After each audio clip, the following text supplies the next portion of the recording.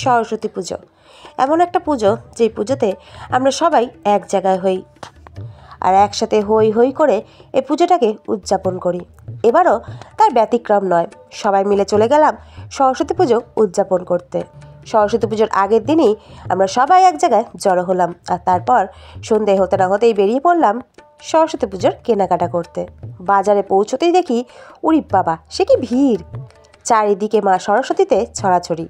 আমরাও পৌঁছে গেলাম সরস্বতী ঠাকুর কিনতে, আর আমাদের মা সরস্বতী হয়তো আমাদের জন্যই অপেক্ষা করছিল। যাওয়ার সাথে সাথেই এক দেখাতেই আমাদের তাকে পছন্দ হয়ে যায়, আর সাথে সাথেই সেটাকে আমরা কিনেও ফেলি। আর তারপর সোজা চলে যাই দর্শকর্মার জিনিসপত্র কিনতে। একসাথে এতজনকে সেখানে দেখে দোকানদারও বোধহয় একটু ভরকে গিয়েছিল, তাই আমরা আস্তে আস্তে সবাই একটু দূরে সরে এলাম। প্রায় আধ ঘন্টা সেখানে দাঁড়িয়ে থাকার পর অবশেষে আমাদের দর্শকর্মার জিনিসপত্র কেনাকাটা সম্পন্ন হয়। তারপর সোজা চলে যাই ফলের দোকানে। ফলের দোকানটা আমাদের এক বন্ধুর ছিল, আর নিজেদের বন্ধু বান্ধবের দোকানে গিয়ে আমরা যেটা করে থাকি আর কি, প্রথমেই ফ্রিতে কিছু ফল খেলাম, যদিও সে নিজে থেকেই সেটা দিয়েছিল। প্রত্যেকটা ফল কেনার আগে আমরা টেস্ট করে দেখে নিয়েছিলাম সেটার টেস্ট ঠিক কেমন। আর এই ফলের দোকানে যেটা আমাদের সবথেকে ফেভারিট সবেদা, সেটা থাকতেও আমরা কিনতে আর পারলাম না, কারণ আমাদের বন্ধু বলল সেটা টেস্ট খুব একটা ভালো হবে না, তাই আর রিস্কও নিলাম না।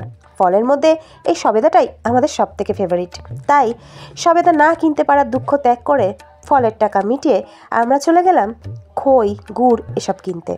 সেখানেও সব কিছু কিনে চলে এলাম ফুলের দোকানে। মা সরস্বতীর জন্য পলাশ ফুল খুঁজতে খুঁজতে আমরা তো হয়রান। শেষ পর্যন্ত একটা দোকানে গিয়ে পলাশ ফুল তো পেলামই না, পেলাম তার বীজ, সেটাই নিয়ে ব্যাগে পুরে নিলাম। তারপর চলে গেলাম মিষ্টির দোকানে। মিষ্টির দোকান থেকে মিষ্টি নিয়ে বাড়ির পথে রওনা দিলাম। এরপর রাতের খাবার খেয়ে লেগে পড়লাম প্যান্ডেল তৈরি করতে।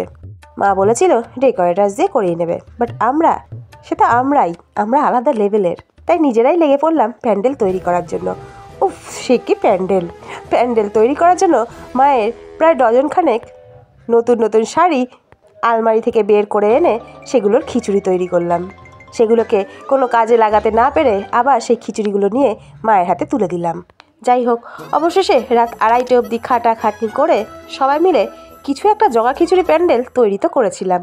তারপর আমি চলে গেলাম ঘুমোতে, কিন্তু ভোরবেলা ঘুম থেকে উঠে বাইরে বেরিয়ে আমার হাতটা খুলে যেন মুখ দিয়ে বেরিয়েই আসছিল, কারণ দেখলাম যে প্যান্ডেল কাল রাতে করেছিলাম সেটার কোনো অবশিষ্ট আর বেঁচেই নেই।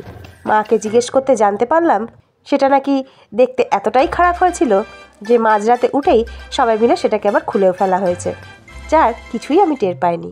তাই মনের দুঃখে বনে না চলে গিয়ে আমি আবার লেগে পড়লাম কিছু একটা তৈরি করার জন্য।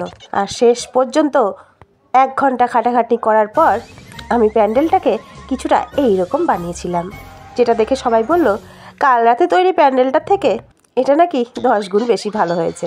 যাক, শুনেও শান্তি। এরপর কিছুক্ষণের মধ্যেই আমাদের ঠাকুরমশাই চলে এলেন পুজো করতে। আজ আমাদের ডোডো বাবাজির হাতে খড়ি ছিল। আমরা তো ভয় পাচ্ছিলাম সে ঠাকুরমশাই কোলে বসে আদৌ লিখতে চাইবে কি না, কিন্তু আমাদের ডোডো বাবাজি এতটাই ভালো যে একটুও কান্নাকাটি না করে সুন্দর মতো সে তার হাতে খড়ি সম্পন্ন করে, যেটা দেখে আমাদের ঠাকুরমশাইও অনেকটা খুশি হয়ে যায়। আর সেদিনকার মতো পুষ্পাঞ্জলি দিয়ে শেষ হয় আমাদের সরস্বতী পুজোর ইভেন্ট।